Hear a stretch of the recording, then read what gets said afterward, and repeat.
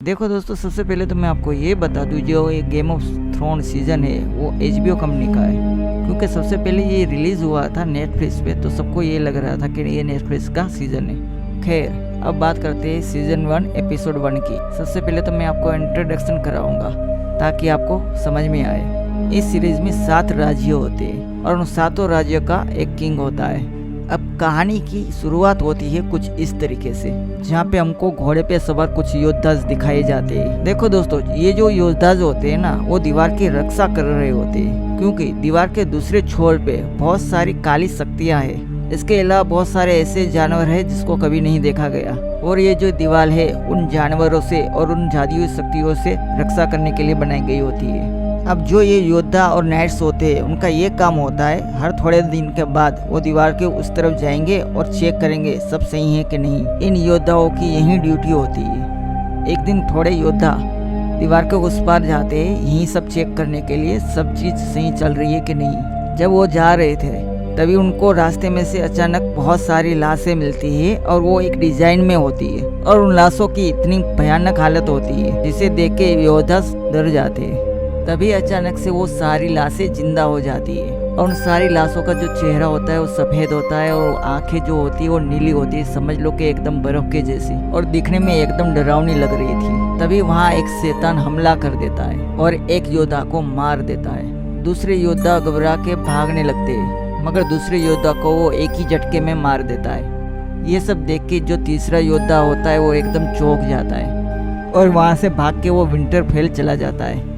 Winterfell उन 7 राज्यों में से एक राज्य होता है, और वो राज्य इस दीवार के सबसे नज़दीक होता है, और इस दीवार की रक्षा करना विंटरफेल का काम होता है। जैसे ही डरा हुआ वो जो नाइट्स होता है वो विंटरफेल पहुंचते ही वहाँ के जो सिपाही होते हैं उस डरे हुए सिपाही को पकड़ लेते हैं। जो दूसरे सीन में हमको दिखाया जाता है नाइट स्टार, वो विंटरफेल राज्य का राजा होता है। कहने का मतलब ये है कि ये यहाँ के हेड होते हैं। दीवार के जितने भी योद्धा होते हैं उन्होंने एक कसम खाई होती है, कोई भी नाइट्स अगर डर के भाग जाता है तो उसको सजा दी जाती है, और ये जो नाइट्स होता है जो भाग जाता है उसको भी सजा दी जाती है, और जो भागा हुआ नाइट्स होता है उसको सजा में मौत मिलती है, और उसको सजा देता है नाइट स्टार जो वहाँ का राजा होता है।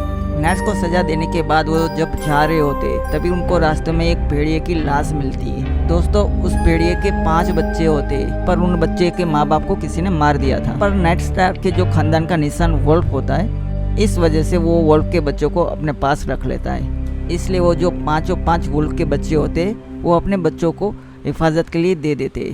नेक्स्ट स्टार के टोटल 5 बच्चे होते हैं, इसमें से 2 सौतेले होते हैं, उसमें से एक का नाम होता है जॉन स्नो। अब अगले ही सीन में हमको किंग्स लैंड दिखाया जाता है, जो 7 राज्यों का कैपिटल होता है, जहाँ किंग की वाइफ अपने भाई जेनी से कुछ बात कर रही होती है। वो अपने भाई से ये कहती है कि जो राजा का खास सलाहकार होता है उनकी किसी वजह से मौत हो जाती है, और उधर नाइट स्टार की वाइफ उनके लिए खत लेके आती है, और उसमें ये लिखा हुआ होता है किंग नाइट स्टार के राज्य में आ रहे हैं। और अगले ही सीन में हमको 2 बच्चे दिखाई देते हैं जो खास नस्ल के होते हैं। खास इसलिए थे क्योंकि उनमें कुछ खूबियाँ थी, उनके बाल सुनहरे रंग के थे। दोनों बच्चे जवान थे और दोनों भाई बहन थे। इनमें जो लड़की होती है उसका नाम डेनेरिस होता है। इन दोनों के डैड ने काफी सालों पहले इन 7 राज्यों पे राज किया होता है, पर कुछ सालों पहले नाइट स्टार और अब जो 7 राज्य का किंग है उन्होंने एक साजिश की। उन्होंने जेमी जो किंग की वाइफ का भाई उनको अपनी साजिश में शामिल कर लिया, और जेमी ने धोखा करके डेनेरिस को डैड को मार दिया।